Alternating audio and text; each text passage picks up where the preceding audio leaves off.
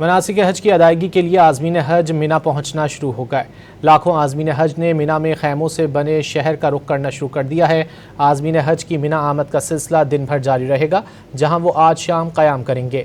مینا میں رات بھر قیام کے بعد کل صبح نماز فجر کی ادائیگی کے بعد تمام عازمین میدان عرفات کے لیے روانہ ہوں گے۔ حج کا رکن اعظم وقوف عرفہ کل ادا کیا جائے گا، جہاں عازمین مسجد نمرہ سے دیا جانے والا خطبہ حج سنیں گے اور ظہر اور عصر کی نمازیں قصر ملا کر ایک ساتھ ادا کریں گے۔ میدان عرفات میں غروب آفتاب تک اللہ کے حضور توبہ استغفار اور دعاؤں کا سلسلہ جاری رہے گا۔ مناسک حج کی ادائیگی کے لیے عازمین حج مینا پہنچنا شروع ہو گئے۔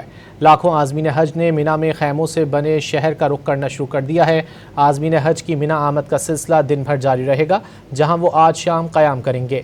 مینا میں رات بھر قیام کے بعد کل صبح نماز فجر کی ادائیگی کے بعد تمام عازمین میدان عرفات کے لیے روانہ ہوں گے۔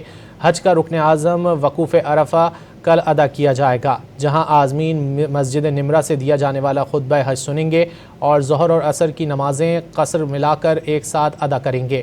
میدان عرفات میں غروب آفتاب تک اللہ کے حضور توبہ استغفار اور دعاؤں کا سلسلہ جاری رہے گا۔